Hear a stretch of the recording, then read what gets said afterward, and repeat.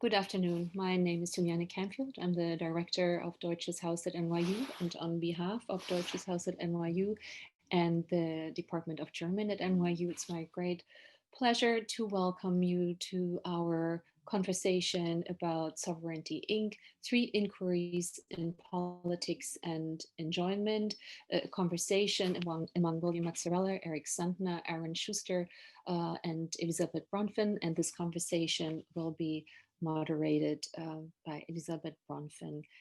Just a few quick thank yous to, first of all, the German department with whom we co-organized this event. Thank you, Elisabeth Strohwig, the chair of the German department, and also Lindsay O'Connor for your wonderful collaboration on another event we're doing together. It's always a pleasure to work with you.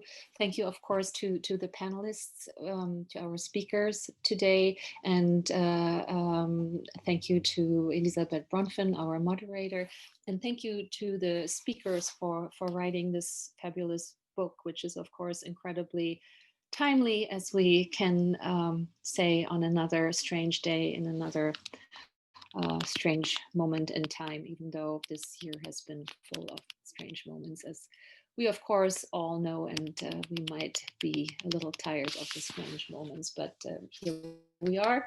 We'll discuss the book and also the time we find ourselves in, and you, the audience, will have the opportunity to ask questions in the Q&A section at the end of the event through the Q&A function at the bottom of your Zoom screen. Now, I also want to thank the DAAD, the German Academic Exchange Service, for their continued support of our academically inclined programs. And thank you to my colleagues, especially Sarah, Adriana, and Nicole, for working behind the scenes to make all this happen. And thank you, the audience, for being here on another, I'm repeating myself, another strange day. I'm just a little confused today, but I know there's a lot going on, and many of you will be also glued to the screens today to find out about more of the outstanding election results. So thanks for being here. Thanks for joining us. And I would like to now hand things over and introduce Elisabeth Strohwig, who will then introduce Elisabeth Bronfen, and then we'll take things from there. Here you go, Elisabeth. Thank you. Thank you very much, Juliane, and welcome everyone. Thanks for joining us this afternoon for ungluing yourself from the news for 2 hours. My name is Elisabeth Strohwig and I'm chair of the German department at NYU. I'm delighted to welcome our 4 panelists, the 3 co-authors of the book Sovereignty Inc., Three Inquiries in Politics and Enjoyment, published with University of Chicago Press earlier this year, William Mazzarella, Eric Sandner, and Aaron Schuster, as well as Elisabeth Bronfen, who kindly agreed to serve as moderator and respondent for today's event. This event couldn't be more timely, and I mean this also in an untimely, uncanny, haunting sense. The times certainly are out of joint, and we hope that the discussion today will enlighten us about the current political moment, or should we rather say roller coaster. We can observe the political effects of Sovereignty Inc. in real time, a rise of authoritarianism under the sign of entertainment, the crossing of brand and sovereignty, jouissance and obscenity trumping truth, a destabilization of democratic structures, a cross-contamination of politics, economics, and fantasy, an extreme theatricality and farce of the present. When we settled on a date for today's event, Eric Sandner commented in an email, quote, 2 days after the election, we might find ourselves in a constitutional crisis, end quote, and arguably this is the case. Before we get started, let me briefly introduce our 4 panelists, starting with the co-authors of the book. Maybe you can switch on the cameras so that the audience can see you. William Mazzarella is the Newcomb Family Professor of Anthropology and of Social Sciences at the University of Chicago. He writes and teaches on the political anthropology of mass publicity, critical theory, affect and aesthetics, psychoanalysis, ritual and performance, and the occult shadow of the modern. His books include Shoveling Smoke, Advertising and Globalization in Contemporary India, Sensorium, Cinema and the Open Edge of Mass Publicity, and The Manner of Mass Society. William Mozzarella is also the co-editor of Censorship in South Asia, Cultural Regulation from Sedition to Seduction, and the editor of K.D. Katrak Collected Poems. Eric Sentner is the Philip and Ida Romberg Distinguished Service Professor in Modern Germanic Studies at the University of Chicago. Eric Sentner works at multiple intersections of literary and cultural studies, philosophy, psychoanalytic thought, religious studies, and political theory. His books include Friedrich Hölderlin, Narrative Vigilance and the Poetic Imagination, Stranded Objects, Mourning, Memory, and Film in Post-War Germany, My Own Private Germany, Daniel Paul Schreber's Secret History of Modernity, On the Psychotheology of Everyday Life, Reflections on Freud and Rosenzweig, The Neighbor, 3 Inquiries in Political Theology, written with Slavoj Žižek and Kenneth Reinhardt, On Creaturely Life, Rilke, Benjamin Sebald, The Royal Remains, The People's Two Bodies and the Endgames of Sovereignty, and The Weight of All Flesh, on the subject matter of political economy. Eric Sentner also edited the Hölderlin volume for the German Library series at Continuum Press and co-edited a major volume of essays on the Holocaust with Wojciech Postone, Catastrophe and Meaning, the Holocaust in the 20th Century.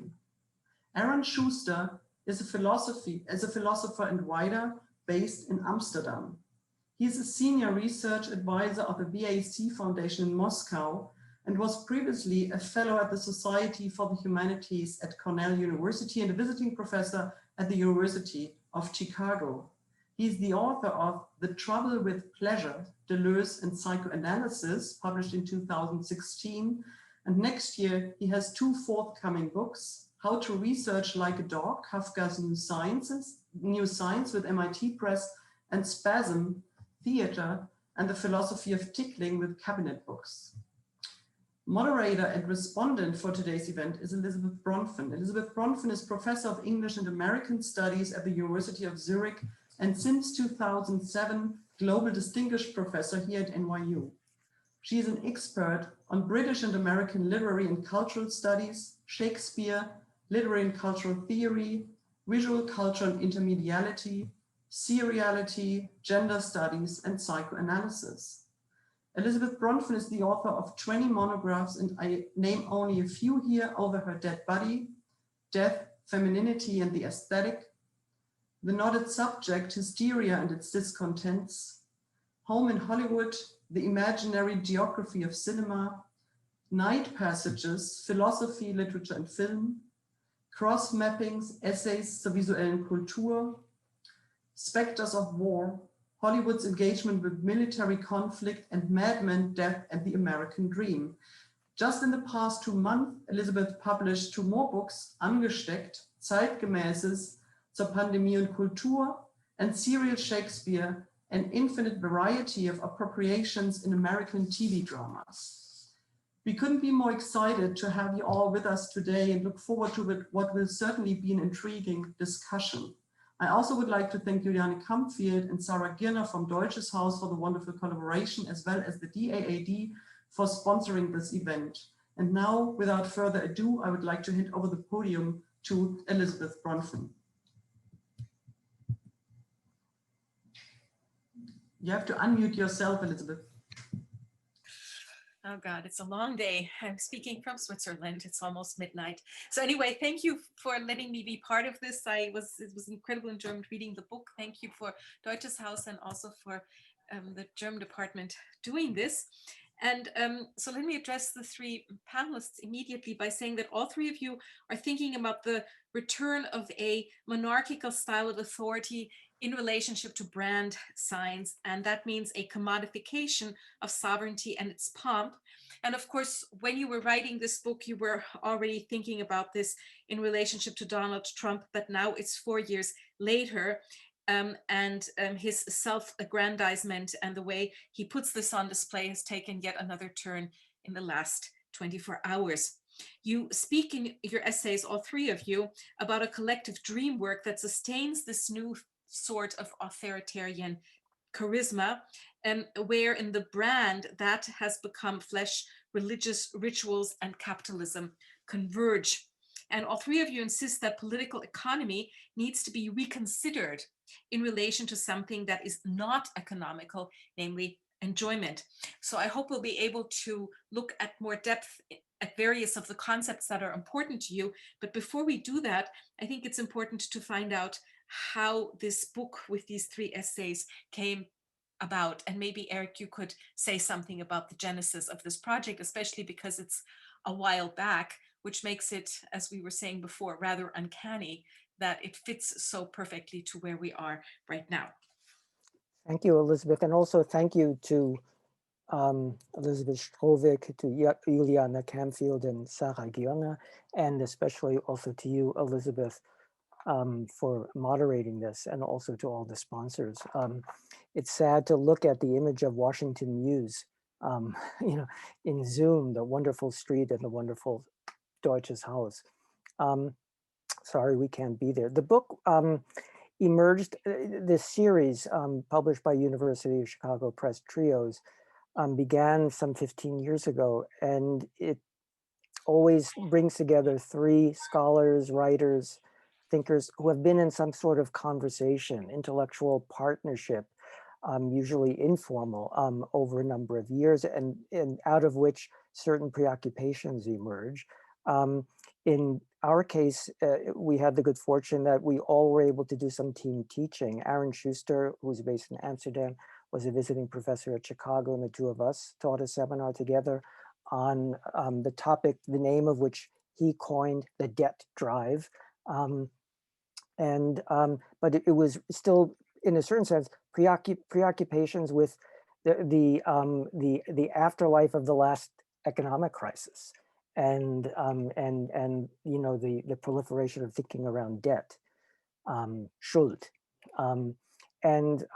William Mozzarella and I, although we knew each other really, you know, casually and read each other, we only really started getting to know each other when we taught a seminar on various theories of crowds. And at the same time as we were doing that seminar, William was finishing his book, The Mana of Mass Society. And then the two of them, you know, met at conferences. And so then it became clear that we were all thinking in some sense about exactly what Elizabeth mentioned, this dimension of the economy that can't be economized. But we were also interested in tracing that dimension from you know, the realm of politics to the realm of basically neoliberal economy, which was the preoccupation up until not very long ago. Now it's like thinking about neoliberalism almost sounds quaint in the current moment. It's no longer clear whether Trump fits into you know, the framework in which neoliberalism has been theorized. That was actually one of our concerns. What theoretical terms make, you know, the mutations of sovereignty accessible? And the term that we all, in a certain sense, alighted on was brand. And it seemed to us that sovereignty, what might have appeared, as you said, a monarchical form of sovereignty, a more what in some ways appeared to be you know, a master sovereign, was returning as an embodiment of a global brand. So in a certain sense, a national and nationalist authoritarian leader was emerging as the name of a global brand. And so we found this field of, you know, of concerns. You know, we found ourselves inhabiting it together. And the book didn't start out as a book about Trump. It really wasn't, and it isn't really a book about Trump. Trump, in a certain sense, is the quilting point for our various, you know, for the fields of knowledge that we were exploring. It allowed us to, in a way, bring them together I think I found in a compelling way. So that's how the book emerged. I think it would be interesting just to hear a little bit before we get into dialogue from each of you what it is. I mean, Eric has already begun saying what it is that prompted you into this inquiry, but nevertheless, how this developed from other questions. What your interest was, and perhaps when you're looking at the finished product now, whether your interest has changed. Again, Eric, you've already mentioned that initially it was about neoliberalism, which seemed to preoccupy us more a year ago than it does now, not because it shouldn't be preoccupying us, but because something else has pushed it aside. But maybe William, you would start first, Aaron, and then back to Eric. Sure. Thanks, Elizabeth, and thanks for everyone again who had a hand in putting this together. I'll just say a few things about some of the concerns that came together in terms of my chapter in the book, and also how it kind of linked into some of the things that Eric and Aaron and I in various conversations were talking about. And I would also say that I guess my chapter in the book is the one that is most directly about Trump. But Trump is part of the title, and Trump is very much the subject matter of the chapter. But it's also hopefully an exploration of the ways in which Trumpism discloses a kind of larger series of questions that are not reducible to Trumpism. So yeah, a few things came together there. One was this sort of long-standing question that I think a lot of liberal commentators have had about basically the ascendance of the right, the popular ascendance of the right in the United States and elsewhere, which is, this question of a politics beyond interest. Why are people voting for politicians that ostensibly or quote unquote objectively don't serve their interests defined in kind of socioeconomic terms? Another question was this sort of politics of impunity, I suppose, this notion that Trump seemed to be able to basically get away with anything. So how do we understand attachment to a politician who seems unsinkable in that regard, whose popularity, whose energy seems only to be enhanced every time he does something that would appear to be, by any normal political calculus, injurious to political authority or political standing. Then there was the question of Trump, Trump being a consumer brand before he was a politician, and what kind of sense could be made of that as he moved into the space of being a kind of politician, and also in a moment when there's been so much talk about the kind of consumerization of politics more generally, and the branding of political life and so forth. So one of the key conceptual threads really of the project that I was undertaking in my own paper in the book is an attempt to kind of think beyond this, the usual split that you come across in a lot of critical theory between the idea of the market or commodification as a kind of space of pure instrumentalization or kind of totalizing instrumentality. And then on the other hand, the space of the political as a space where some kind of freedom, some kind of untainted, sublime position of freedom might still be possible.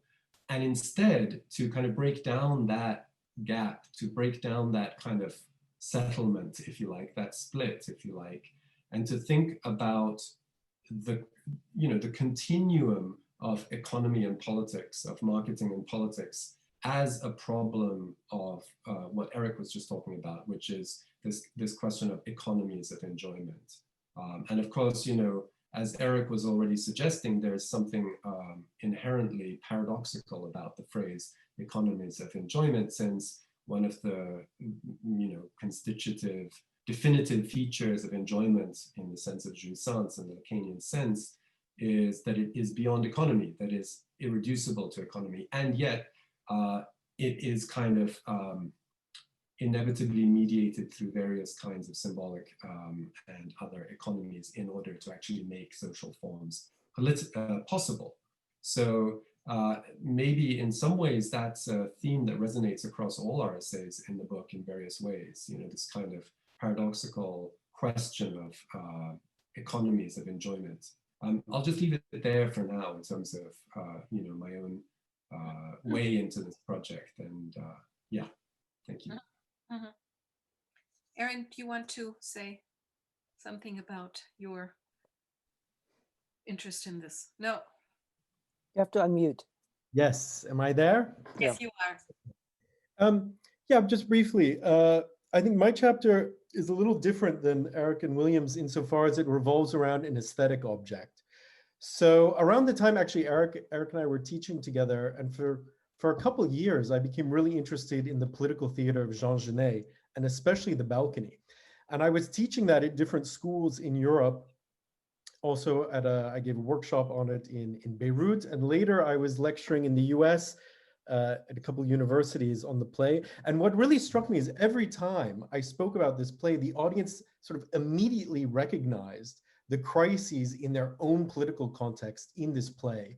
And it led me to think that there's really the real kind of artistic brilliance of this play, of The Balcony, is that it touches on something structural, not something particular, but something structural about the relationship between theater, theatricality, power, and enjoyment. And so I began to see the play as incredibly contemporary. So it was written in 1956 and revised a number of times, but it's as if it could have been written really last year.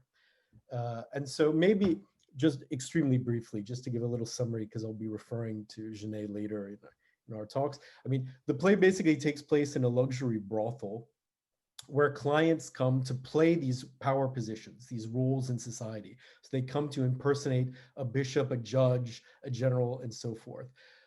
Meanwhile, so during this kind of meta-theatrical play acting and this kind of perverse scenarios of power, there's a revolution going on outside. So you hear machine gun fire sort of interrupting these perverse rituals. And the revolution is gaining traction and they're going to overthrow the state. So the owner of the brothel, this Madame Irma, is really turning to hoping that her ex-lover, who's the chief of police, will come and like put down the rebellion. And the main joke throughout the play is that the chief of police, even though there's a revolution going on outside, he's only really concerned with one thing, namely, does anybody want to come impersonate him in the brothel? Is he an object of sort of libidinal fascination? And what happens in the end is that the brothel denizens are able actually to defeat the revolution. So the kind of forces of reaction win, and they do so by becoming the characters that they're actually impersonating. So the person playing the bishop actually becomes the bishop in the new order. The person playing the judge becomes the judge. And eventually the chief of police and Irma, the brothel owner, he becomes the hero and she becomes the queen, the head of state. And so, of course, in the context of the election of 2016, it's as if there's this kind of bizarre reality show that actually succeeds in commandeering the state. So what starts as a kind of farce ends up, it's a kind of reversal in a way of Marx's famous statement, what begins as tragedy is repeated as farce. Here, what starts as just a pure farce, sex charades, ends up being a deadly serious political tragedy. And somehow that seemed to sum up, let's say, the tenor, the mood of what was happening in the US in 2016. But again, it also resonates with many different situations. And Genet was writing his play against the backdrop of the Algerian War of Independence, and also on the failure of the revolution, failure of the Spanish Revolution. So this became really the starting point. So essentially my chapter is just a really extended and digressive sort of commentary on this. Beyond kind of reading of the play, I guess my ambition would be, and I would still kind of like to continue this work, would be to give a sort of comic, I don't know if maybe I could put it like this, a kind of comic genealogy of the contemporary sort of obscenity of power. And a number of my colleagues and friends are also working on this. So I would mention also Mladen Dolar, Lenka Zupancic, Slavoj Žižek, Frank Ruda, Yuval Kremitzer also has a piece coming out on this. This kind of interest in a certain shift in ideology, whereby ideology, instead of, let's say, obfuscating or masking certain uncomfortable truths, actually seems to openly display them. So that unmasking, in a strange way, has become a new form of masking. Or you could say, the emperor, declares, in a way, the emperor declares, hey, I have no clothes. And that's his nudity becomes a new way in which the mechanisms of power are masked. So that was kind of my interest in understanding a theory, let's say, of the obscenity of power via this play of Genet. Specifically, also what's interesting, I mean, I'm not, let's say, the first one to pick up on the extreme sort of relevance of this play. Alain Badiou in 2010 gave a talk about the kind of pornography of the present. And he was reading this play in light of George Bush, the War on Terror. And also he was already in the early 2000s, I mean, he used the play as a kind of framework for understanding the relationship between revolutionary change, images, and power. My interest was to go back to two really great readings of this play, early readings. One was Lacan, and Lacan in 58 really makes this play central to his own theorization of enjoyment or jouissance. And that interests me greatly, that actually the first time Lacan comes to theorize enjoyment as a separate concept is in his reading of this play. And the second really interesting reading I came across was Lucien Goldman, so the Marxist literary critic.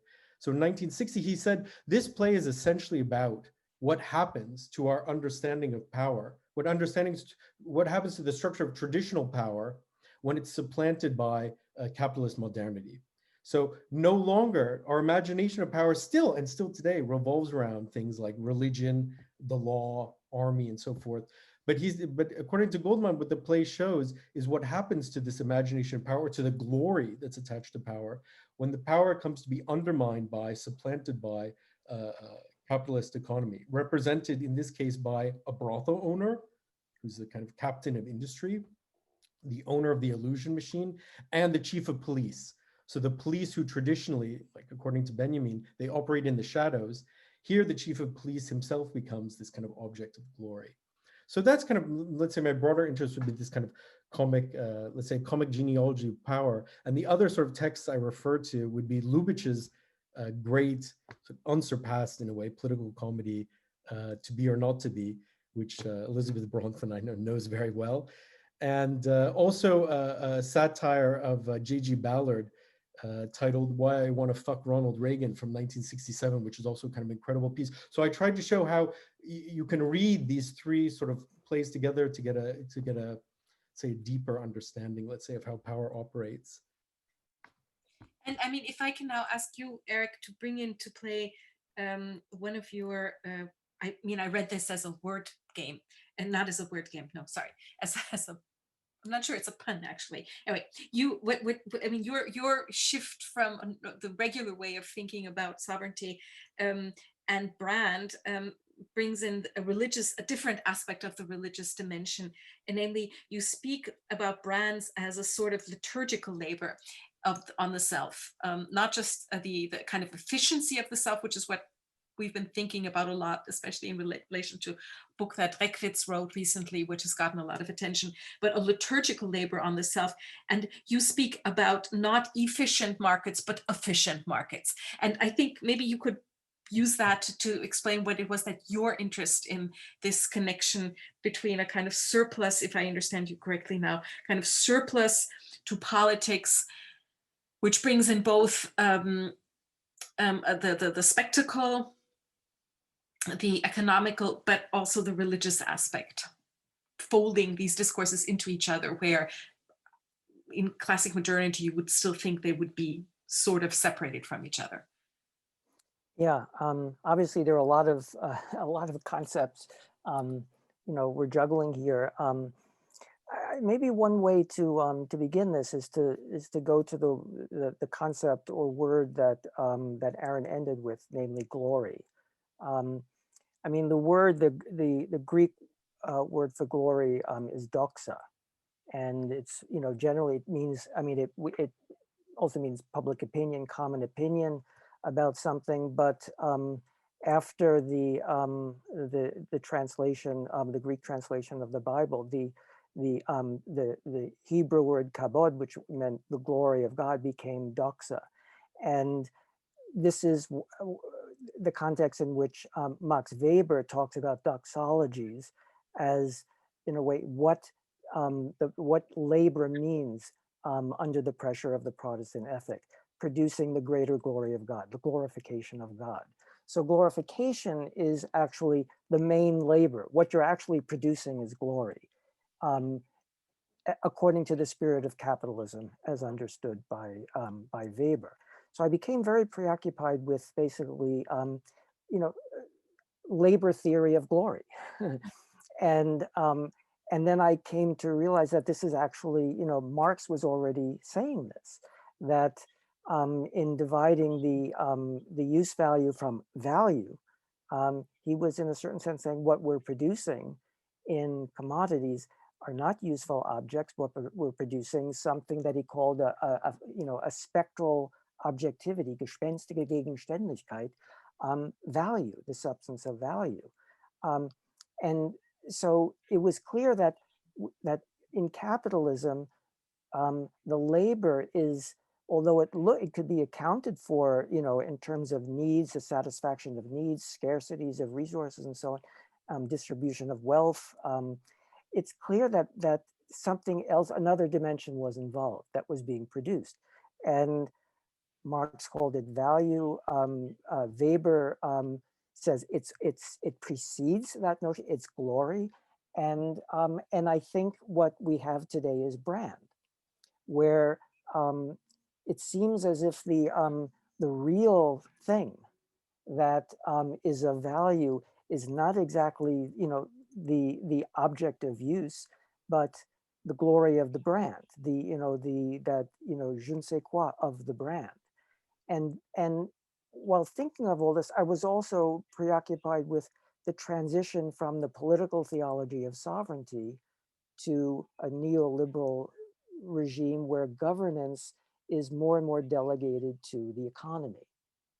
That is, and this is basically what Foucault was arguing, that that the traditional master was being displaced by various mechanisms of administration and management, and it became clear that management was more and more, management of the economy and in the economy. And this led people like Wendy Brown to basically say that neoliberalism is about the complete displacement of the of homo politicus by homo economicus. And then, Trump appeared. So I was thinking of all this before Trump appeared, and suddenly we have this kind of master who's also a brand. So it's as if the political theology of sovereignty, of the king's two bodies, a body who's not just a mortal body, but is filled with a kind of glorious body, manifests a dimension of glory, had returned, but as in the context of a neoliberal economy, as a brand, as the incarnation of a brand. So at some level, I guess I'm interested in the ways in which we are governed by a dimension of through our participation in various doxologies, participating in the creation of value, the creation of the king's glory, creation of sustaining our brand loyalties. But it's like, what are we actually doing in our work? What are we actually producing in our work? And I'm in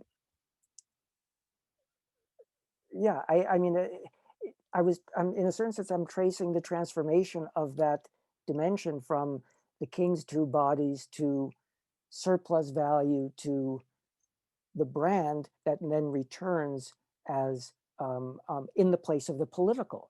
It looked like neoliberalism was a displacement of politics by economics, and now we see within that field of the economic a radical return of a kind, what could look like a traditional master, a monarch.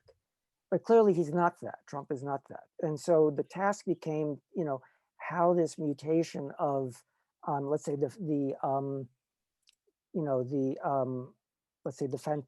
phantasmatic dimension of political authority, how that mutates from, the king's body, the king's two bodies, to the branded sovereign, or the sovereign as brand.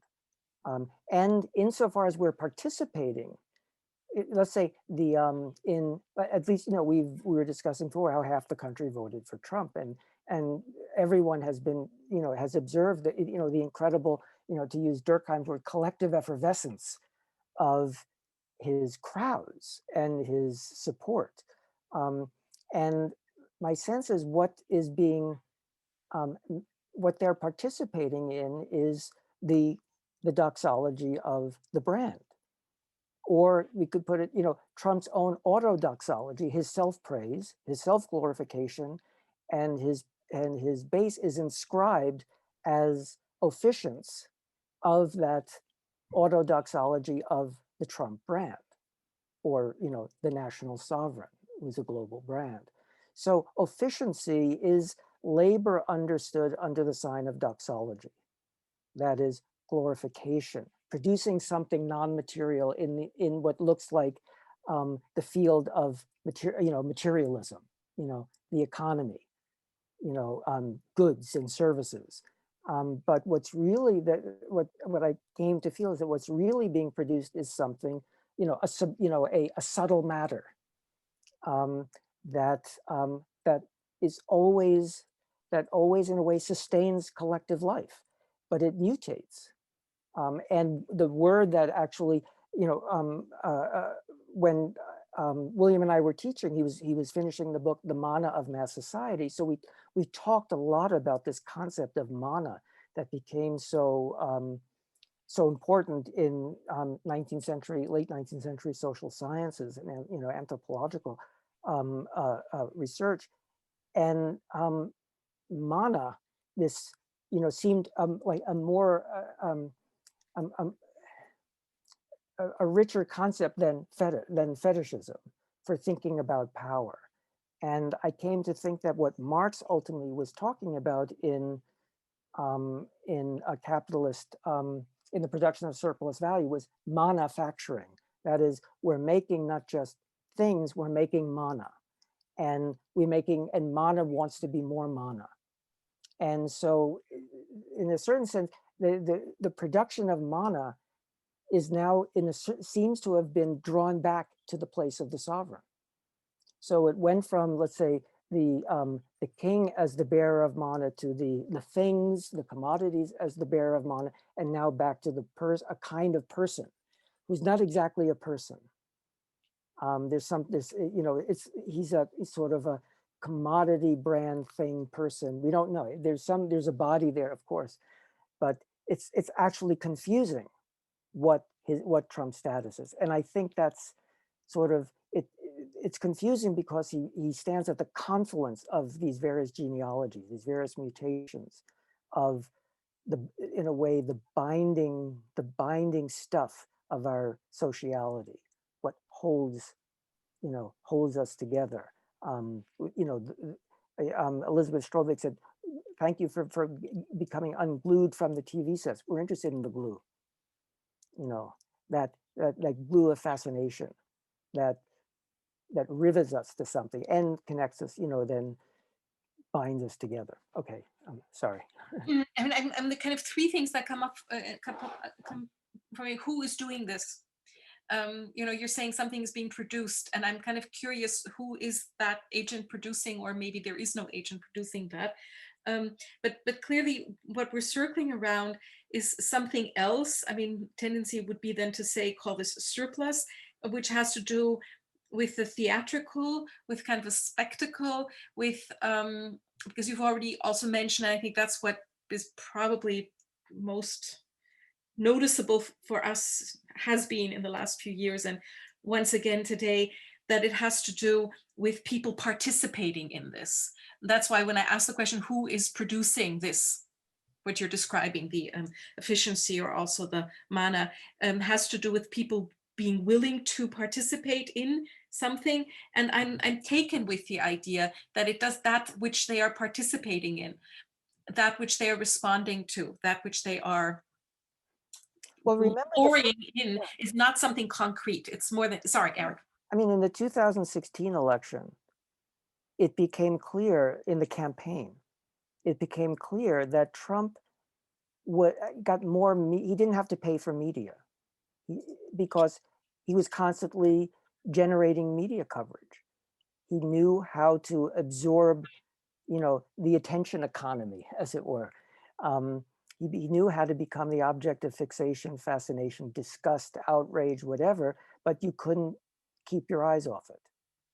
And not keeping your eyes off it is a way of producing it. Okay, So because this would this allows me to bring in, yes, William, if possible, okay, but both of you can say something before I say, no, rather I will say what I want to say, but then the two of you talk, because it seems to me that the concept which we're circling around is that of enjoyment or jouissance as a way of thinking about that surplus. But William and then Aaron. Yeah, I just wanted to say very briefly that I think part of the story that Eric was telling about the project is also in a way that what we're trying to make visible is a shift in the very ground of the social that has actually become palpable in the age of Trump, but which has, in a sense, always been the case. So, for instance, as long as we were committed to a kind of analysis of neoliberalism, as long as that was kind of the framework, we were essentially still participating in a kind of rationalization story of, the political modern. We were still talking in terms of a kind of disenchantment story, rationalization story. And all those elements of the social that have always been there, which we might call, excess or spectacle or mana or, the libidinal or whatever, kind of got, I think one of the sort of ideological conjuring tricks of neoliberalism was to sort of make it appear as if those actually weren't there, or if they weren't there, they were kind of insignificant.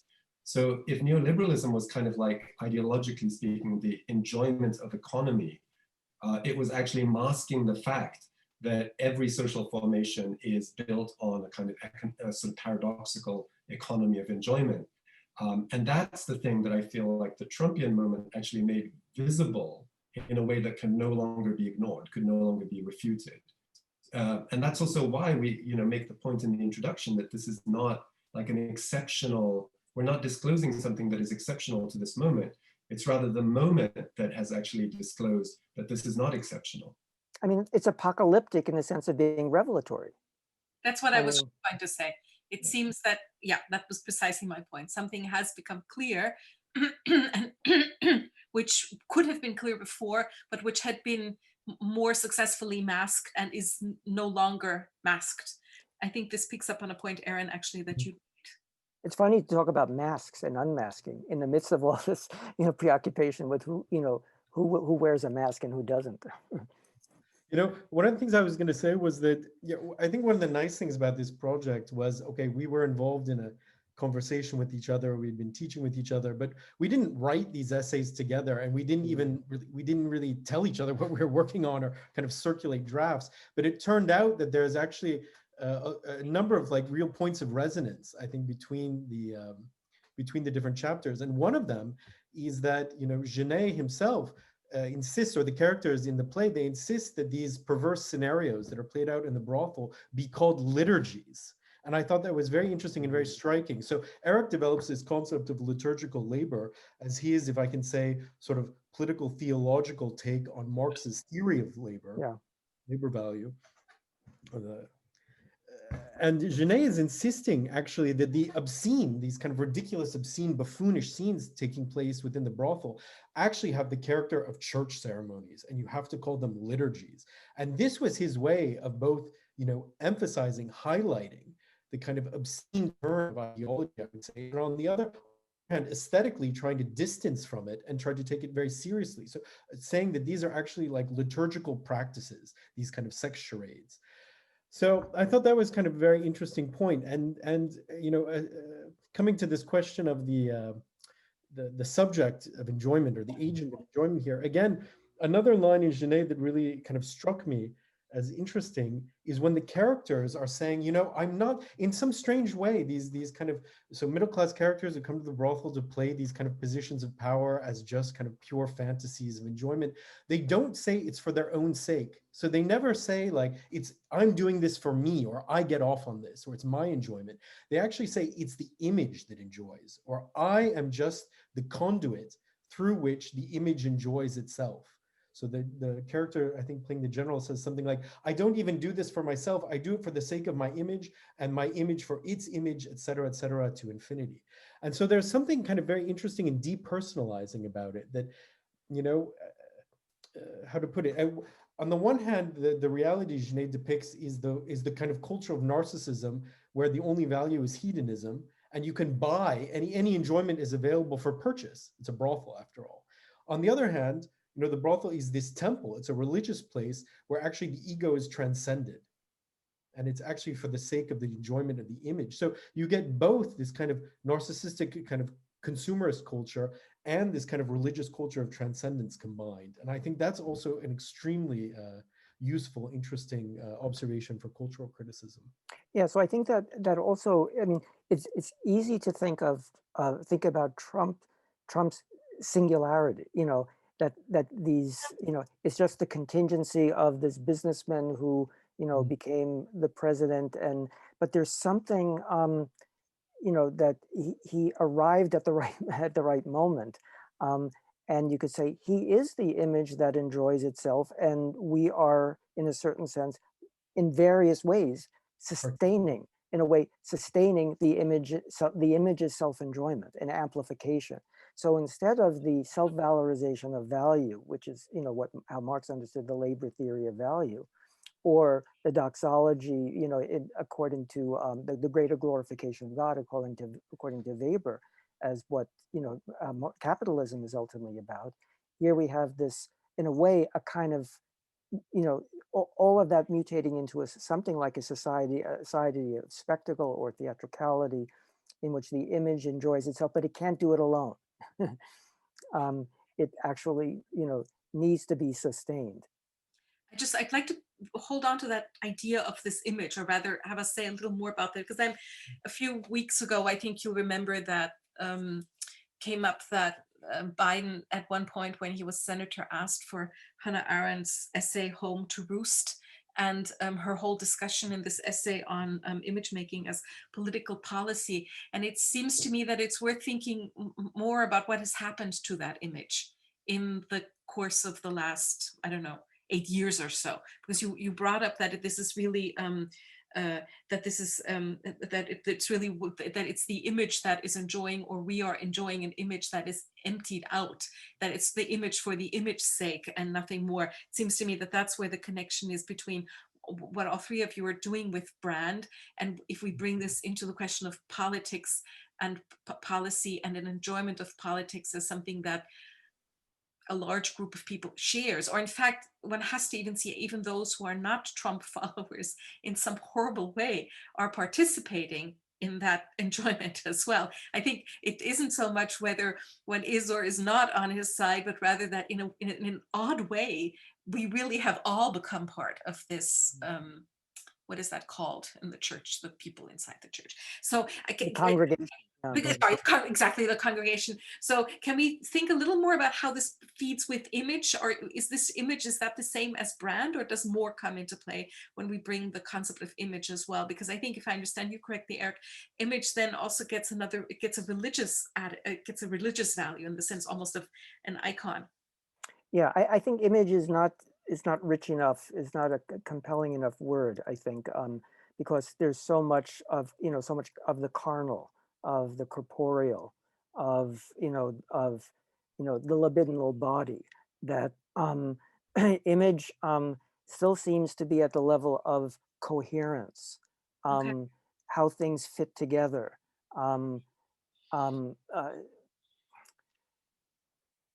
And it seems that jouissance is a lot more, it's a lot messier than could be contained by an image. And so yeah, it's just an initial response to, I actually, I think I never used the word image This is Eric. in my essay, I use but the word. but Aaron does. But I think, I mean, if Aaron, you could say more, I think by image, you mean, well, if you could just say what you mean, that brings out the, the dimension of jouissance. Well, you know what I was going to say, I maybe start with a very simple observation, which this might sound totally obvious, but you know, I think it's typical for us to think of like alienation, you know, in terms of ideas and beliefs, but it seems stranger to talk about alienation in terms of enjoyment. That like this most personal, intimate, you know, affects, the feelings in my body could also be the effect of some kind of systemic my way of participating in a larger sort of a systemic reality. And I think that's maybe the first step, to say that like enjoyment also belongs to alienation. And actually what I discovered, so in Lacan 58, and again, he hasn't developed the concept yet, right? He's not using this as a real concept. He's just starting. And his actually starting point is to say the subject is alienated in its desire. In other words, desire is formed by, okay, words, signifiers, images coming from outside of it, from the other, etc. But enjoyment is the way that it kind of makes these alienated images its own. So in a way, you're able to enjoy your own alienation. And that enjoyment becomes, as you would say, attached to or glued to you in some sense. You're able to participate in this system by enjoying it. And, you know, I guess if you want to relate that back to Trump, we see that massively in the case of Trump, that even the liberal detractors, and so, you know, even people who feel utterly shocked, how can people, you know, vote for this man? You could also say, what are we going to do without him? I mean, there's been so much sort of libidinal fascination and pressure on him that, like, what will happen to discourse when it will no longer? So much of political discourse just circles around the particularities of this person. I mean, Mary Trump's, you know, the title of her book about her uncle is Too Much and Never Enough. I mean, that's almost like a definition of jouissance. Right, but one of the sub conversations that we were having around this, right, and especially around the notion of mana and collective effervescence and kind of the Durkheimian ritual scene, is that this is again is, you know, and of course Lacan's conversations with Levi-Strauss in the 1950s, you know, there's here a connection to a certain anthropological tradition of thinking about ritual as precisely the site in which enjoyment gets kind of laminated onto symbolic order. And that's, you know, so that's also, I think, in a way, one of the intellectual grounds of some of the conversations that we're having around this. And, you know, this whole question, you know, Durkheim in the elementary forms of religious life leaves open the question of the ways in which one might translate the process of ritual as observed in what he understands as primitive societies, quote unquote, into the modern political space. And, you know, and I think that's kind of also part of what we're sort of following up on here and kind of bringing up to date is a series of problematics that have kind of been central to, let's say, the conversation between anthropology and psychoanalysis, you know, for decades. I mean, the concept that I think we also want to bring to play is that of fantasies, and fantasies is that which, in a sense, governs multitudes. And I mean, we mentioned this at the very, very beginning, but it's something that continues to, well, to fascinate me, I have to say, this disconnection between the fantasies that the Trump base has and the political realities, and also and the economic realities of the people who vote for Trump. That is to say, that detaching of fantasy from social practice. And would you explain that in relationship to the ritual as you're describing it now? How could one get at that? Because it seems to me the question is probably not, the question that I've just asked is probably less interesting to say, why is there a disconnect between the fantasy and social practice, but rather to say that there is this disconnect, and it seems to offer, maybe this is what you meant, Aaron, with alienation, it seems to offer, the enjoyment seems to lie precisely there, that the fantasies are so detached, and people, it seems to me very much they are aware that they are detached from their social realities. Well, I think this is kind of what William was talking about, this idea of thinking of economy beyond interests. I mean, one could also think of it as, you know, populism without policy, and where the Democrats have traditionally done policy without populism. And, you know, that, and there's something about the, you know, the people, the constitution of the people being one of the people. That is, you know, we've used this word gluing, lamination, attachment. I mean, we're interested in that, you know, clearly there's something there that is very hard to conceptualize, because it's virtual yet also corporeal, yet carnal. You know, the libidinal force of attachment. Why you go with something that is against your interests, and even if you know it, you say, well, you know, nonetheless, because there's something, because the jolt of, you know, of what you have access to through the dimension of fantasy is just is more than what everyday life could ever promise.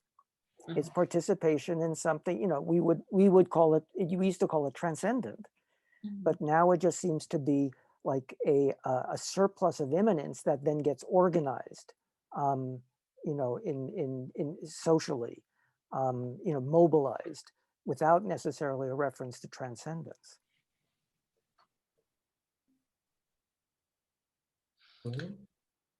Or I have one other thing to say, maybe, if I can. Aaron, go ahead.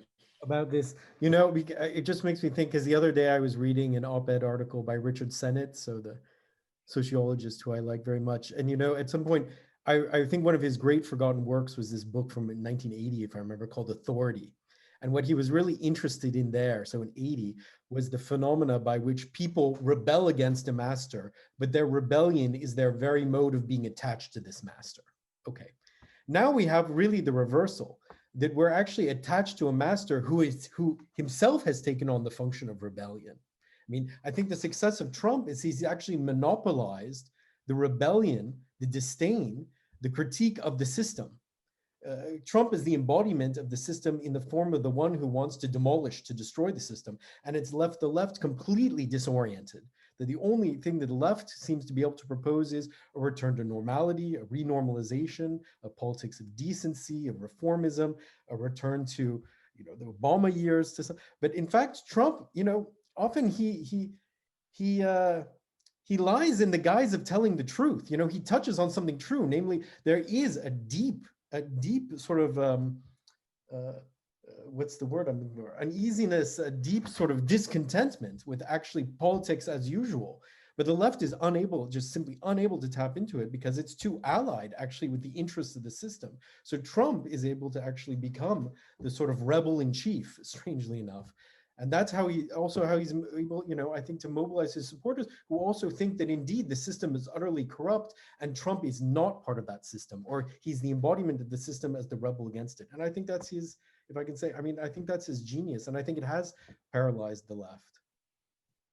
Yeah. And I mean, I don't remember which one of you wrote this, but the whole notion of that Trump, in fact, is a symptom of many things, but one of the things that he's a symptom of is the uncanny problem of sovereignty. That is to say, it's not just that he, and I agree with you there, Aaron, it's not just that he embodies a desire on the part of many, many Americans, for reasons I can't understand, that they really want to explode political systems. I mean, and it's correct, it's ironic that the left should be the ones that now want to hold on to those systems, but that he seems to show something that is in fact a kind of obscene kernel, or as you wrote, the uncanny aspect to sovereignty itself. He's a sovereign, yet a sovereign who exposes what is deeply problematic with sovereignty. But he also, another aspect of this is that, sort of the Foucault, kind of taught us to think about power outside the terms of sovereignty. That power works in a more capillary way in society. So our submission to experts to manage our bodies, our health, the various disciplines, pedagogy as disciplinary institutions. So, Foucault, saw that power was moving more in the direction of policy, what the Germans call, Polizeiwissenschaft, and so it was administration and, the idea of, building the administrative state, the rational administrative state, was seen to, to have displaced the absolute centrality of the sovereign. Things were now governed according to, principles of utility, basically rational organization, of bureaucratic bodies. And Trump comes along and says, to use Steve Bannon's term, he wants to deconstruct the administrative state. That is the state the intrusive state, the state that regulates, that wants to control your bodies, wants to, which could sound leftist, could sound, rebellious, like get the government out of my bedroom, even get the government out of my life. But what's paradoxical is that it's gone along with this radical submission to a kind of master. So you have this, and that's another way I think of putting, Aaron's point. You get to rebel against being governed, that is by policy, and now not wearing masks as dictated by public health experts. That's your liberty. And Trump is speaking in the name of, screw the public health experts. Fauci represents the administrative state, the deep state. And and the deep state is corrupt. The deep state is, has been controlling our lives, and he's freeing us from the deep state. But it's an authoritarian, it's a freedom dictated in an authoritarian fashion. So it's this. Pick up on that. Sorry, if I could just pick up on that for a second. So the Foucauldian story, right, we're familiar with from the opening pages of Discipline and Punish, right, where the spectacle of sovereign punishment, the gory spectacle of a person being publicly executed, is then kind of abruptly replaced by the rationalizing logic, as Eric was pointing out, the kind of bureaucratic organization of modern governmentality. And so from one perspective, it might seem as if the eruption of Trump in 2016 onto the scene constitutes a kind of sudden return of a kind of embodied spectacular sovereignty, sort of against what had been up until then a kind of, de-affectivated kind of governmentality.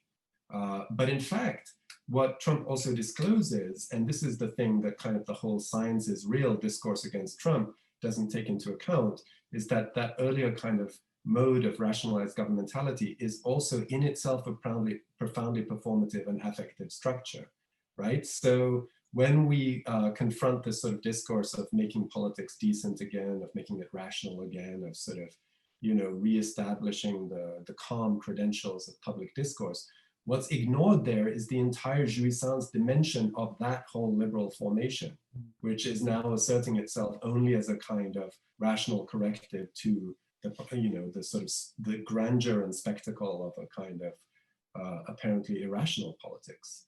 So that to me is also part of the lesson of kind of the project here, is that, it's not just a kind of a narrative of a historical rupture. It's also a rethinking of the way in which we understand kind of the entire history of modern governmentality. I think that actually Hannah Arendt in Origins of Totalitarianism really emphasized the I would say the jouissance of bureaucracy. That she traces, through the 19th, through basically the empire, the Austro-Hungarian Empire and the Russian Empire, the administrative apparatus of those two empires, where the petty bureaucrat, in a way, is a kind of, dictate, is a kind of mini sovereign who says, who invents the law on the spot, as it were. That's very, very Kafkian, of course, as yeah, well. Exactly. And she cites Kafka. I just want to pick up on a quick point on Foucault. My take on that is a little bit different. There's I forget in which lecture course it's in, but there's a little aside for 3 or 4 pages where Foucault articulates theory of what he calls grotesque sovereignty. Actually, my friend Frank Ruda is working on this now, but it very much intersects with my reading of The Balcony. And basically what Foucault says is it's almost trans-historical, but at certain moments when there's a systemic crisis that can't be solved, it's as if the system throws up these utter clownish, buffoonish, horrible characters, precisely who are precisely sort of nakedly sort of enjoying, proclaiming their power and so forth, hyper theatricalized, but in order precisely to mask the systemic crisis. And the kind of paradigm of this is the Roman Emperor Nero.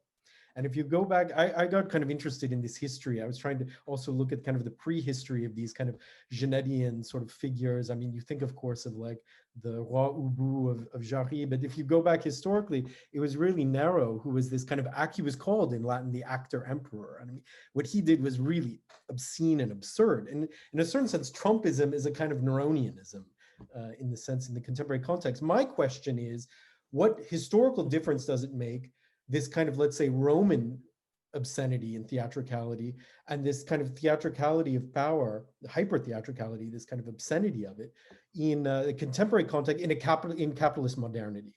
What kind of break is there between the kind of theatricality of power in a pre-capitalist formation and in an advanced capitalist one? So that's my, let's say, not fully resolved. That's kind of my open question.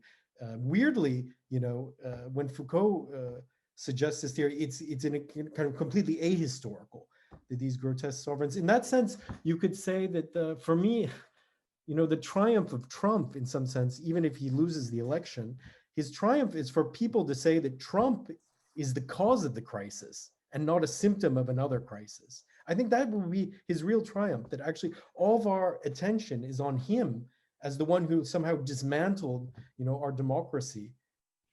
And That's not, why I emphasize that our project began, we were all working on these things really before Trump.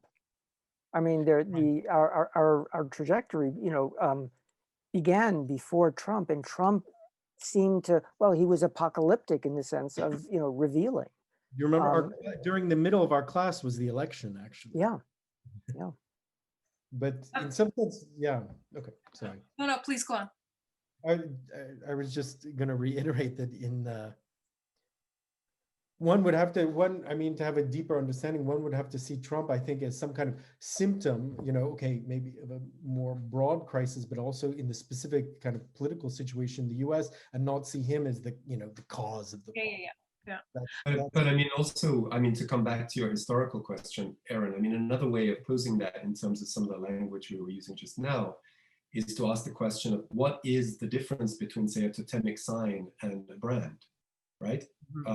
Because sometimes, those things can be kind of ahistorically equated because there are certain kinds of analogies, right? Like we can think of consumer brands as a kind of totemic system, and there's a certain kind of mileage, a certain kind of yield in making that comparison, right? Especially if we're thinking of like totemism as a framework through which to think something like mana, and then we're like thinking like the mana of the brand and the mana of the contemporary leader. But I think, Aaron, you're raising that question, right? Which is, okay, so what is the particular inflection here of like the contemporary moment of capitalism, right? And how would we think that as a particular symptomatic formation? And, a particular kind of, we were having this conversation the other day, a particular kind of mediatic infrastructure as well, which is obviously very different from both like the Durkheimian totemic site and like Neronian sovereignty.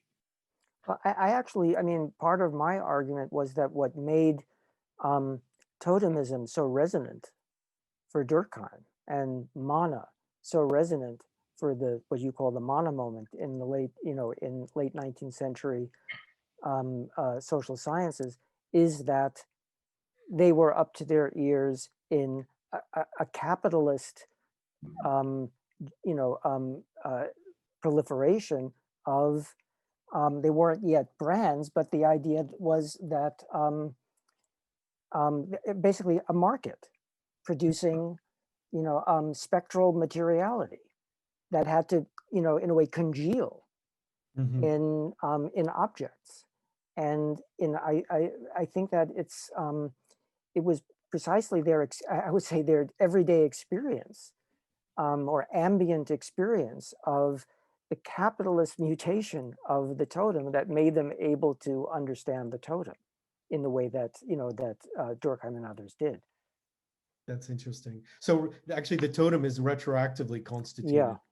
Yeah. Well, sure. It's definitely true, right? That this emerges as a fascination in precisely the late 19th century when the contemporary forms of mass politics and mass media and mass marketing are moving into place, and trying to explain them through this detour through an apparently kind of primitive site. Right. But I think what's interesting about that is that it's uncanny. It's both the same and not the same, right? So as soon as the relation to the totem is opened up, the totem is also exceeds that particular formation. I just want to pick up on your point, William. You were talking about the historic ruptures, and before I open up the question and the questions that are slowly being typed into our chat. I wanted to ask you, because people have been quoting Gramsci and the point that this is a moment of interregnum where morbid symptoms appear. Do you think we are in a moment of in an interim or interregnum period? Do you see something new emerging? And if so, what would that be? Were you asking me? All three of you.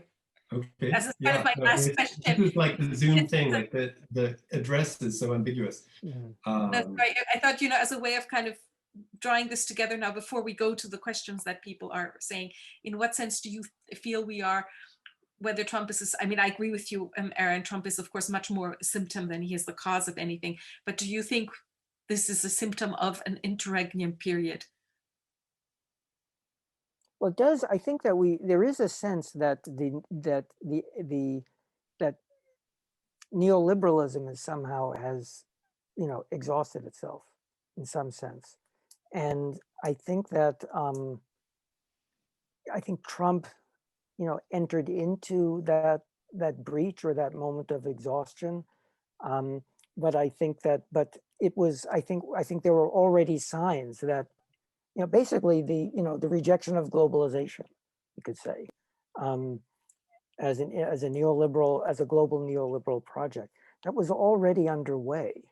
And yeah, so the question is whether this, whether the Trump then explodes, really, intensifies the crisis, and so that things will get, radically reshuffled or reorganized or rethought, reimagined.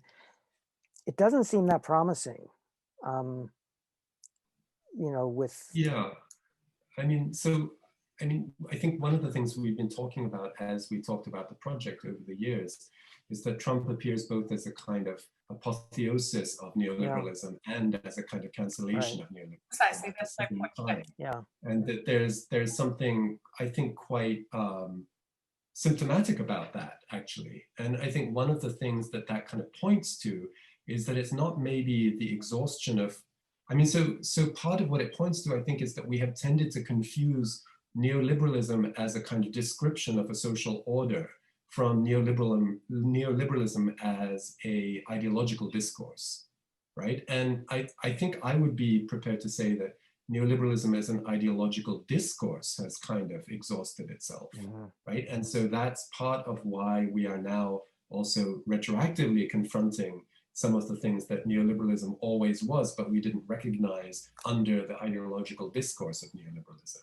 right? So yeah, but I think that, part of what we've been talking about here too, right, is the appearance of Trump as a classic kind of populist figure, right? So this is also like the formation of the kind of rebellious master that Aaron was talking about, and that Eric also picked up on, is like, it's like the classic recipe of the populist leader.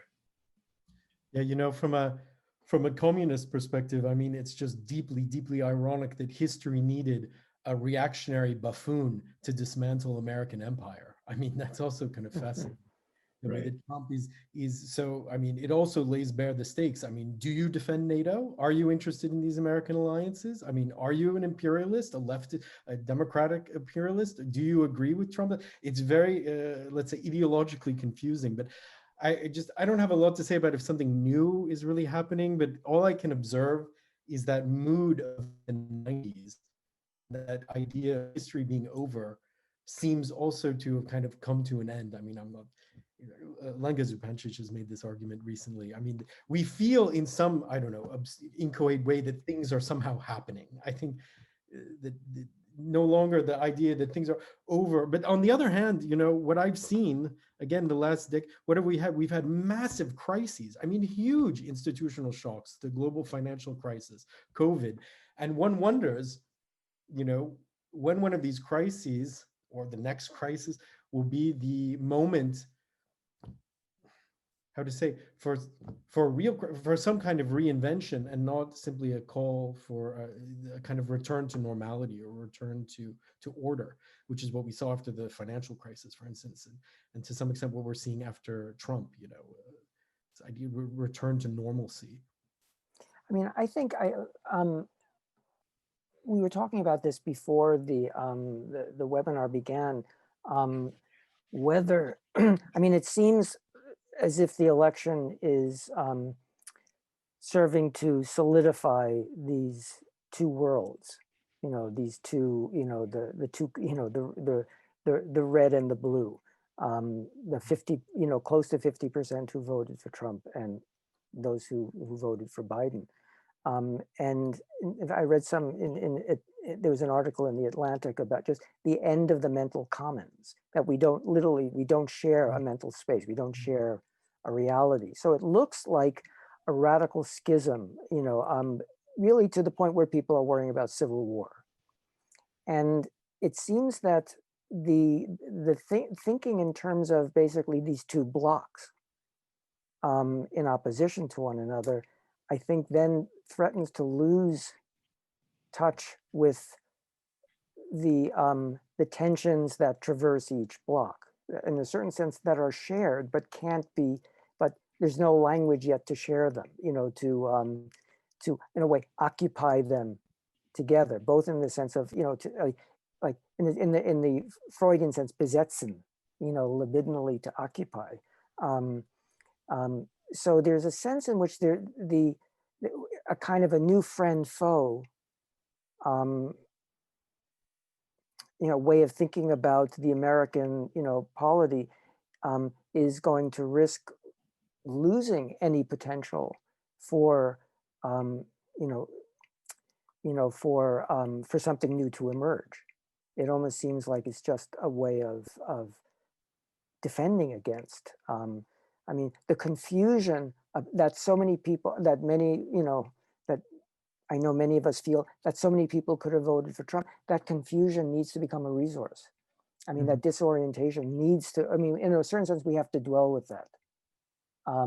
It's almost a weird kind of political mindfulness, to tarry with that strange, rather than just disgusted outrage, or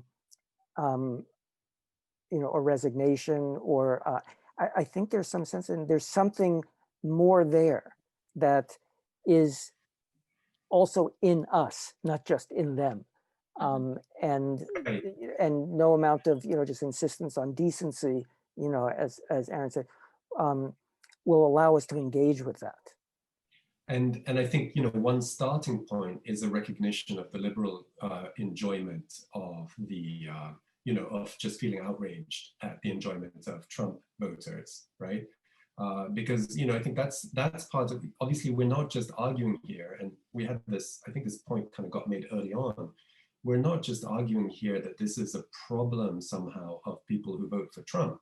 We're actually suggesting that there's a kind of collective field of interlocking enjoyments going on here, where there's the enjoyment of Trump on both left and right in different ways, and there's the enjoyment of the relationship between those blocks as well. So the Trump voters enjoy poking at the liberal sensitivities of the left or the center, and the liberals enjoy feeling their outrage at the uncouth antics of the Trumpists.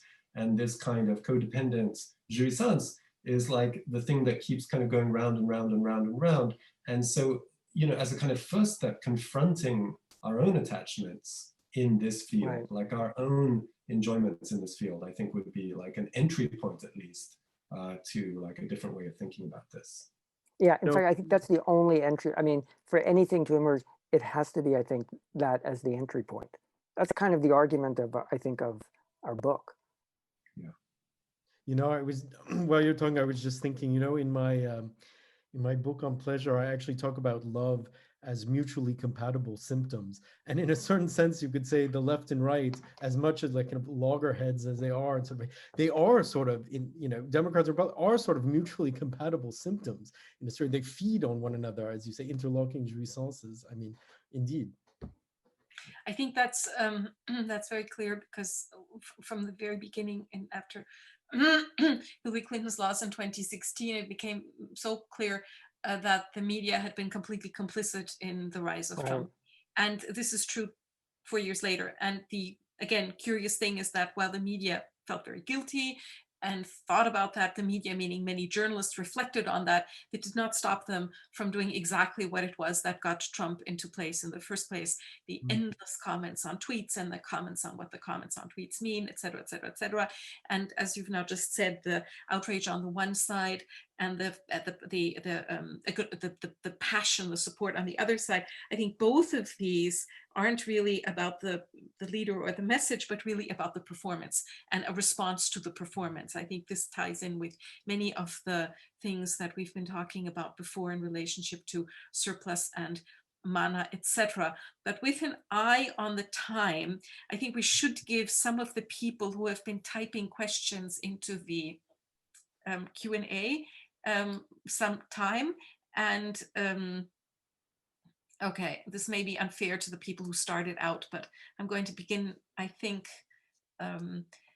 Okay, first of all, I like this one. So I want you to think a little bit about gender here, because we haven't brought this into play. So we have an anonymous person who wants to know how Melania Trump fits into this bizarre play that we've seen in the last 4 years. And you're not allowed to say that she belongs to the Addams family. She's interested in the misogyny. Oh, I was going to. Really? Now something else is being typed in. Sarah is going to answer this question live. What has happened here? Oh dear. Anyway, something happened here and now it's disappeared again. I'm not good at this. But anyway, can you say something about the misogyny and the masculinity? Does this fit at all into your way of thinking, or is this not important for you? I For think all of there's us? like a couple of ways in which Trumpism operates as like a really powerful kind of disinhibition reaction formation, right? And one of those has to do with the politics of race in the United States, and Trumpism as a kind of formation of white supremacy, which is unambiguous. And one of them that has to do with Trumpism as a kind of spectacular melodramatic form of masculinism, right? Of like a completely disinhibited kind of machismo. And so I think, the gendered aspect of kind of the jouissance of Trumpism is unmistakable. And in fact, paradoxically, all the more appalling, given that we are now given to understand that, one of the big growth groups in people who vote for Trump is white women. So thinking about the relationship between gender and race in what's going on with the expanding support base for Trump is, I think, really key. Because this was another question that was asked, how the question of racism and race plays a role in your view and your critique. I mean, I think again, I think it's absolutely. I would say I think it's absolutely central, but I think there's also a way in which the kind of argument that we're trying to make is to say, like, yes, absolutely, like we acknowledge that the form that this takes and the way and the reason why it can take that form has everything to do with the politics of race. But then, in a way, analytically, the move that we're trying to make is to then ask the question, okay, so what kinds of structures of enjoyment are being played out through these kinds of historical formations? Okay, I have another question. What would it be a coherent political system that doesn't simply rely on a return to normalcy, as usual, but rigorously incorporates the Trumpian moment, which is to say, testifies to the naked truth Trump's theatricality is laid bare? I mean, my sense is I don't think any one of us really has a proposal or a vision. I think we're trying to,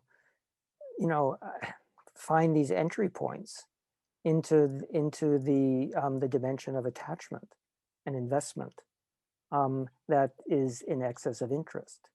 That, in a certain sense, we could say it's a reflection on the unconscious dimension of our attachments to authority and our relationship to authority. And in a certain sense, it's like, the analyst doesn't say, okay, let's think about your life after. What do you want to do? Let's think about your career. How do you want to structure your life? It's really about, opening, and then it's, there's a kind of freedom that emerges in which something the possibility of new possibilities can emerge, but I don't think the kind of work that we're doing is, is really in any way about organization of new, a new society, I don't think, I mean, maybe I'm wrong. That's my sense. I wonder if the question, is bearing on this. Could you imagine a form of authority, of social authority, an attachment to authority that wouldn't be simply obfuscating, regressive, and exploitative? So, would you defend, do we have to, is the ultimate horizon, let's say theoretical horizon, getting rid of authority, trying to neutralize it to the maximum extent, having some kind of social organization without authority? Or could you imagine like a progressive form of authority that also mobilizes like collective energies, collective enjoyment, but for progressive ends to fight exploitation, for example? I think that's how I understand the question. I just wanted to rephrase the question, not to answer it. Yeah, let me just add something. I think there's a temptation, particularly in the COVID moment, to point to science as the right mode of authority. That the authority of empirical research, the authority of the better reason, the authority of scientific method, and that politics gets in the way of it, gets in the way of the authority that should really be guiding us as a polity, at least right now. But I think that that's also misleading, to think that let's say that scientific rationality, and the authority of the better reason, persuasion. Okay, you're right. We could have a debate. We present our reasons, and they say, okay, I give up my position.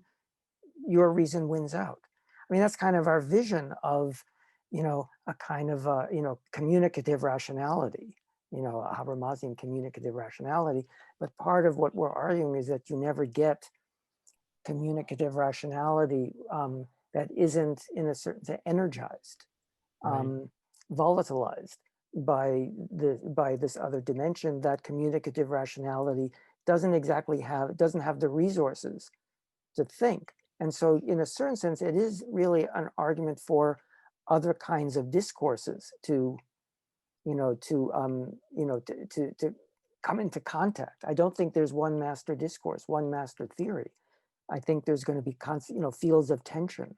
I'm all for science. I mean, we need science now. We need to listen to the doctors. We need to listen to the epidemiologists, but not as the model of what authority should look like in politics. Don't you think it's funny, like at the moment of pandemic, like Lacanians can rediscover the virtue of the university discourse? Yeah, absolutely. Yeah, there's some truth to that. Yes, absolutely. I agree with what you said. Yeah. I think we're also proposing a kind of different form of attention to the political, right? That part of what's being advocated here is really a different way of seeing and a different way of attending to what constitutes the social and the political. And one dimension of that is kind of prompted by the unapologetic corporeality, not to mention the corpulousness, corpulence of Trump himself, right? But there's a kind of a corporeality that becomes undeniable, and which I think is part of also what we're trying to get at in this question of the attempted economization of enjoyment, which is a kind of hinge between the corporeal and the symbolic, or the corporeal and the discursive. Yeah. So again, not a recipe, but maybe a set of prompts for a different way of looking. Okay, another question. This is not entirely easy here, what I'm trying to do, to listen to you and to read the questions, because they're long questions. So I'm trying to find questions that fit into what we're saying at the moment. So this is a question maybe I should also say who wrote this question, Ben Holder. There's an ostensibly closed loop of the celebration of the alienated self we find in the participants of orthodoxy and the ability of the system to control the conceptual schema by which we can consider this alienated, commodified self. There's no general way that we can come to understand that alienation besides in the terms of alienation. And so the question is, do you see in an age of global empire and military superpower a way to break that loop? I actually, this question kind of speaks to one of my pet concerns, which is that I think that in critical theory, we too often tend to operate with these kind of totalizing models of administration, of commodification, of the political, of the social. And so I would argue that part of what we're pointing to here is that precisely that these are not closed loops. These are not kind of fully self-sufficient dynamics. There's always an opening. There's always a kind of excess. There's always a gap. That doesn't mean that that opening or that gap is necessarily a space of freedom or a space of resistance. It could mean that, but that gap is also precisely the way in which the system operates. It's the source of its fascination. It's the very thing that pulls us into a kind of tighter libidinal relationship to it. So for me, like the analytic presumption of the way this question is structured is something I would want to push back on. The problem is precisely not that we're dealing with a kind of totalizing closure, but rather how we think about kind of ambiguous openness. I mean, isn't part of the argument, you know, I was rereading your essay, William, that jouissance, at least certain modes of jouissance, are precisely the ways in which we sustain the closeness of the loop, but they're also the locus where the loop is not closed. Right. But in a way, it's like, it's the work, what I'm calling liturgical labor is in a certain sense, the way in which we keep loops closed. And stay within, you know, as you know, points as modes of orientation and meaning making, and but we're ignoring the work that we're doing to keep the loops closed that then seem to block us. That's kind of the dynamic. Source of anxiety as well, right? Because we're constantly at some level more or less consciously aware of the fact that the kind of the closure that we're trying to achieve, because it feels somehow reassuring to not have ambiguity, never works, right? So it's a kind of paradoxical structure where we're kind of pulled into it precisely because it's open-ended and not closed. Then we get into this kind of enjoyment of trying to close it. But the point is that we're the ones who are doing that kind of attempted closure, not that it's being kind of imposed on us from some kind of mechanism, you know, around and above us. And in fact, you know, I always say that, like, you know, political ideology and marketing and all that stuff wouldn't work if it was fully closed, if it was fully watertight, right? That it's precisely the ambiguity in these forms that seduce people into an engagement with them. It's precisely because there's some wiggle room, some room for play, some room for ambiguity, some room for work in Eric's sense, right? That we can actually get invested in the labor of engaging with these things and trying to make sense of them. Or interrupting the labor we're doing that keeps us, you know, Yeah. which you call ungainfulness. Things are happening in the same place. Yeah. I mean, could you also say, I mean, maybe to sum it up very shortly, I mean, ideology also works by failing in some sense. Like ideology works by not being an airtight machine, that it works actually by incorporating some kind of failure into it, that actually. But isn't Indeed. that, Yeah, go ahead. Isn't that for you then? I mean, you use Lacan's, these early reflections on jouissance as assuming one's alienation, owning one's alienation, but that doesn't seem to leave the possibility for what he later called separation. And it seems that what you just said, that, you know, seeing the work that we're keeping something close, that there isn't just alienation and its enjoyment. If that were it, I think then there would be no need for analysis. There would be no analysis. Right. I wouldn't want to imply, I mean, You know, that's it's interesting what you say, because of course in that moment in 58, that's not a well-developed argument. Right. I'm reading a lot into what is effectively 2 or 3 sentences, but I found Mhm. that fascinating. But you know, I don't think even at that point you would make an argument that that's some kind of closed loop, that somehow you become disalienated in enjoyment. I think, you know, one has to, I think he's just affirming, like, there's a paradox there. One is alienated, but one also enjoys one's alienation as if it was one's own. And that doesn't close the loop of identity, because you're still Right. alien. So Right. I think at one point I say something like the paradox of identity in psychoanalysis would be like my own alienation. Like you say, Eric, the nice line about Schreber's my own private Germany or something. Like everybody has their own private, but alienation. And that kind of encapsulates that there's also like a discontent and a space, a separation, a wriggle room Right. where things happen. I mean, no system of ideology is airtight and simply, you know, directs subjects in a certain programmed way. I mean, this is what William pushes against so interestingly, right? This idea that sometimes our visions of the instrumentalized, administered world actually create this kind of utopian notion that such a world could exist, you know. But Right. actually, if a world like that existed, it wouldn't appeal to subjects. It actually wouldn't be a world anymore, and nobody would go along with it. Worlds also work by kind of failing to be worlds. I think that's like Lacan's, I'm reading a lot now into a few lines from 58, but I think that's Lacan's general lesson, I think. I mean, I've developed this new thought, I use this now in my work, I use this notion of to insist, like ENCYST, like to take something into your body and create a cyst around it. And it's like the jouissance is the insistence of what's not working. Yeah. And yet to insist on it in some way, which is both to affirm it and to unconsciously know it's not working. This It's is like, like so, the pearl theory of ideology or something? yeah, something like that. And yeah. I have another question. Colin Bowers. And I think maybe if I press answer live, that's what she wants me to do. No, I don't think so. No, I'm sorry. Please, do not do this.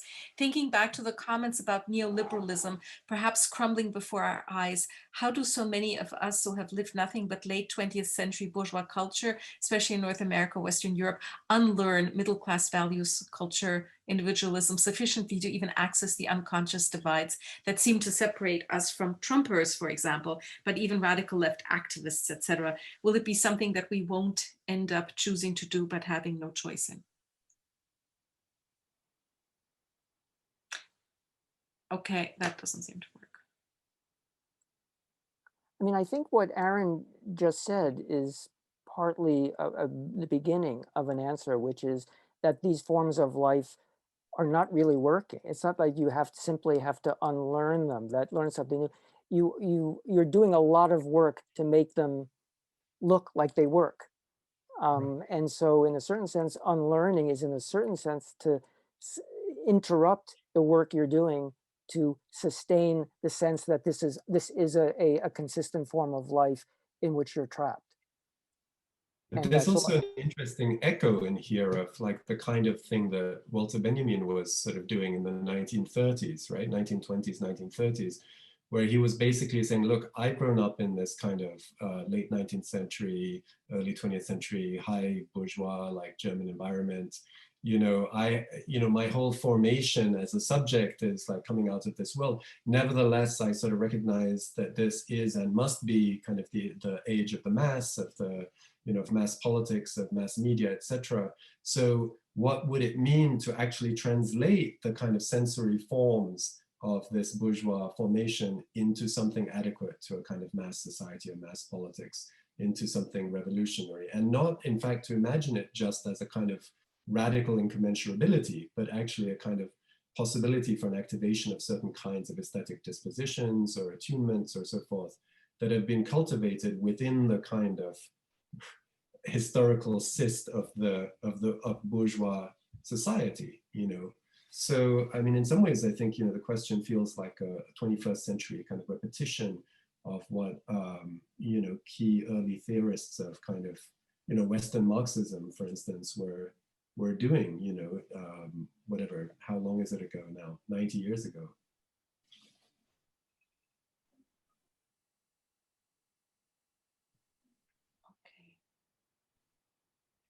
have one more. How would you define rational politics or a return to normalcy?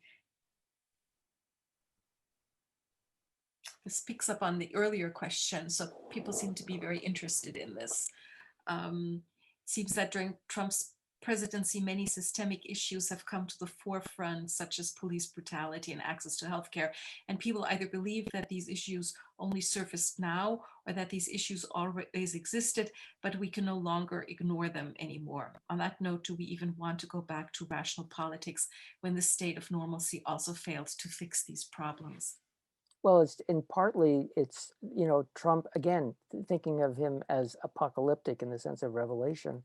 It's the revelation that also that the normal was pretty abnormal, that there was that what we thought was normalcy was already full of the the dimensions that now explode under Trump. But it's not a matter of going back. It's in a way rethinking what the normal is. It's not a return to. Yeah, as far as this question of rational politics, I seem to be stuck on a kind of Frankfurt School kind of tip right now. But of course, like one of the things that people like Krakauer and Adorno and Horkheimer were doing in the 30s and 20s, 30s, 40s, right? We're trying to imagine another kind of rationality, right? One in which like ethics and aesthetics would not in fact be separated from a kind of instrumental reason that had taken over in the form of administration and so forth. So, I mean, to take the framework of this question seriously, right? How would you define a rational politics? Maybe one could imagine a differently rational politics according to a different kind of reason that would in fact take into account some of the things that we've been talking about, during the last hour and a half or whatever, the dimension of enjoyment, the dimension of corporeality. This would have to be in fact redefined not as a kind of irrational supplement to the political, as it so often is in a kind of liberal framework, but could be another kind of political reason. I mean, I think irrational politics is always a politics that's devoted to systemic analysis. And I think you see that emerging. I mean, that's what's so interesting in our moment. I think like the Black Lives Matter movement has been extremely, was very successful and in foregrounding like systemic analysis of issues, a kind of structural politics. Arguably, okay, one could have a debate about this, but I think Black Lives Matter movement has been more successful than like the Me Too movement in really foregrounding the necessity for like a structural analysis. If I could make maybe one other, comment as I don't know, this is a little bit just pontification, but I mean, you could also see that the Trump as a kind of, symptom of the end of the Obama era. I mean, what was the Obama era was also marked by this sense of impunity of power in a very different way than Trump was. But I mean, what happened in the Obama era? I mean, one could prosecute the war in Iraq without any accountability. And there was also the financial crisis where no one was found guilty of destroying the economy. So there was also a sense that like power has no consequences. In its most extreme forms of abuse, no one will be held accountable. And in a certain sense, Trump is the real embodiment of a certain politics that was, of the Obama era. I mean, he was the kind of realization of that. So it's also about, on a systemic level, holding people accountable for these actions. I mean, that would also be what I would call a rational politics. Yeah. I mean, simply that financiers would have gone to jail, that there would have been a massive investigation of like corruption on the level of the fraudulent war in Iraq. But these things didn't happen, again, under the Obama administration. And I think that really set a very cynical tone about power in which Trump, easily, slid into or exploited. Okay, that's more on the level of, let's say, just a political opinion, not a theoretical argument. Okay, let me ask one last question. Read you one last question from a number. Regarding the return of a monarchic mode of sovereignty, because this is actually something I am very interested in, do any of you see a straightforward connection between developments in the economy and this political development? Some economists, such as Michael Hudson, have proposed that late neoliberalism is a kind of neo-feudalism. The predominance of the rent-seeking sectors of the economy, finance, insurance, and real estate tech, rather than productive labor and industry that characterized high capitalism. Mhm. I mean, of course, you know, I mean, the absolutist monarchical state was an overcoming of feudal conditions. Centralization was a defeat of feudal conditions. And so so feudalization is not exactly a return to, you know, to the king. It's actually, you know, a different kind of dispersion of, you know, different kinds of lordship bondage relations. And there's something, I mean, it does, you know, just think of gated communities as one symptom of that. I mean, in Chicago, when there was looting a number of maybe a month or two ago, the city lifted up its bridges. So the downtown was, you know, surrounded by river, and it lifted its bridges. So in a certain sense, the Chicago River became a moat. And so there was this weird, you know, sense of being in a, you know, in a bourg, you know, a defended, you know, city state. But I That yeah, would so be an argument against the monarchical. I well, mean, monarchical comes after the feudal. yes, I think so. But So if analogy to feudal and the neoliberal, then the return to the monarchical with Trump would be something beyond the neoliberal. that's why we're thinking in some way it's an apotheosis in the sense that it's a brand, you know, the which is, let's say, the ultimate source of human capital in neoliberal. It's basically optimization of your human capital and its distillation into, you know, the name that you could license. You don't have to make anything. You don't have to make anything except the subtle matter of, you know, of your name, you know. But it's also I forgot, I forgot my train of thought. So in some sense, he's an apotheosis of that. Everyone cultivates their own human capital, and he does it the best. He's the best at it. And on the other hand, it seems to be pushing beyond that. That, and particularly the populism side of Trump seems to be pushing, you know, beyond that. Let's say the imperative for us all to optimize our human capital, which would be, you know, the neoliberal model of what it is to be alive and, you know, and productive. That you're constantly busy. You're constantly, basically, all of life is work at optimizing your human capital. So we're busy bodies all the time, and we could say that the outsourcing, you know, basically, you know, everything getting outsourced to, you know, to independent contractors is a way of enacting that. You know, and Trump seems at some level to be an apotheosis of that. You know, the way you cultivate, you have to stand out among the different human capitals, and branding is the way to do that. So people cultivate their own brands on the internet, you know, various ways. But that to me seems that something seems to have, you know, hit an obstacle. And that's why there's something there that seems to have exhausted itself or to have exploded with Trump. You know, I could say something about this. This neo-feudalist line I think is interesting, but I'm not 100% convinced on it. And maybe, okay, maybe to give a little bit roundabout answer, but you know, I'd like to come back to this idea of the obscenity of ideology, or how ideology sort of works today by weirdly telling the truth about itself or by unmasking itself. And, you know, if you go back to that J.G. Ballard, like Why I Want to Fuck Ronald Reagan, I mean, that's a kind of clinical, very dry clinical report on like the sexual attraction of Reagan. But that whole kind of parody, that whole satire works because there was still a split between, let's say, the ideal image of Reagan, like Ballard said, he tested himself off as a kind of used car salesman, smooth tones and so forth. So you could say this kind of ideal image, and then there's this obscene sexual underside. But okay, with Trump, obviously this doesn't work at all because there's only an obscene underside as his public image. So in a way, the obscenity explodes, and there's no kind of soft image that sort of tempers it. But that's also part of his, okay, that's part of his appeal. That's his ideological hook.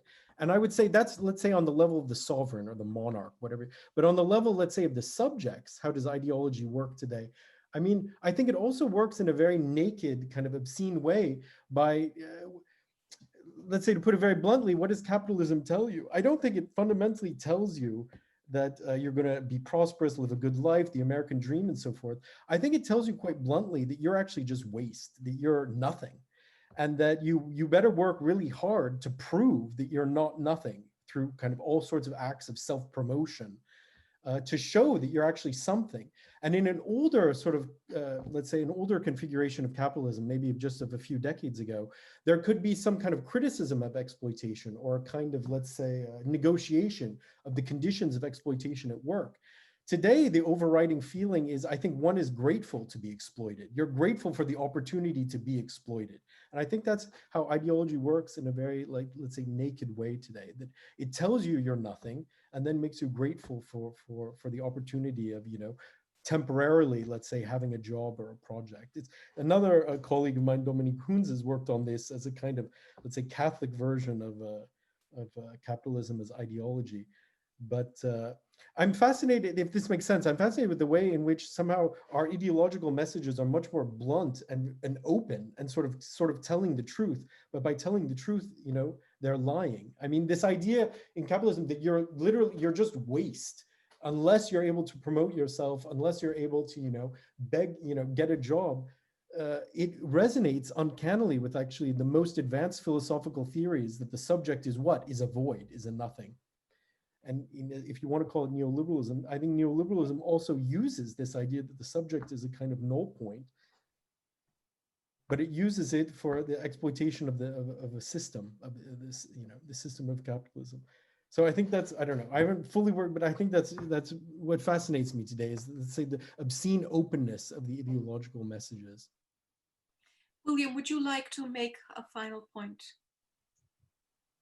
No, I think Eric and Aaron have spoken quite fully on this. I mean, I suppose, you know, just one final thing is that sometimes, you know, the very emergence of a kind of branded consumer capitalism has sort of been analyzed as a sort of refeudalization of the public sphere, you know, and that was, you know, for instance, Habermas's argument, right, about, in a way, the corruption of the democratic promise of the public sphere in the 19th century with the rise of kind of, you know, tabloid journalism and so forth.